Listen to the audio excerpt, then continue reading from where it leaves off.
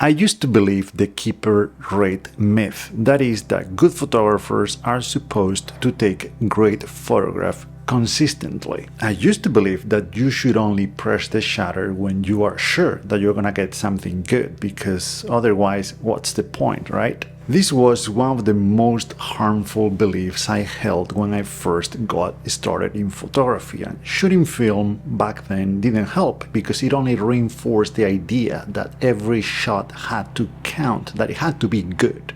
Photography is not a game of numbers though. It's not like if you improve that rate, you're gonna be any better as a photographer. In fact, if we want to grow as artists, we need to let ourselves fail. All of those bad images, all of those bad videos, all the times that I have to repeat myself in front of the camera, I consider them my training. The beginnings of something new are always pretty rough and ugly, and only after a lot of experimentation, a lot of practice, we can start refining that vision and make something that we are proud of. But if we try to make as few bad images as possible, we are playing it safe. We try to avoid risk, hurting our ego, but the real risk here, the real danger, is that by not making mistakes, we are not growing as photographers. We find ourselves waiting until we have the gear that we are told we need, until we have the knowledge we tell ourselves we need,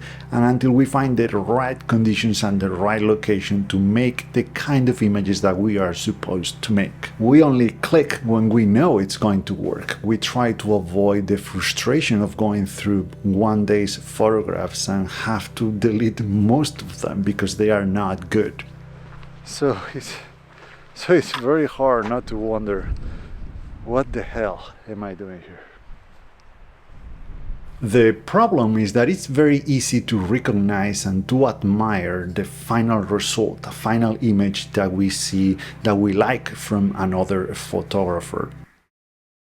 We let the work that we see out there set a bar, a standard for ourselves, a very unrealistic one if we fail to recognize and see the struggles, the frustrations, and the much experimentation that those photographers had to go through to get there. We believe that it was pretty easy for them to get there, that their memory cards and rolls of film must be filled with images like those that they are showing us right now. But again, we are looking at the final result of a very long and complex process called creativity. Great images are not the norm though, they are the exception. They are the result of days, weeks, months, or even years of experimentation, a lot of practice, a lot of mistakes, and a lot of failures. Instead of avoiding these, we need to embrace them because they are the seeds of hopefully eventually our successes. It is moments like this that remind me why I do this and why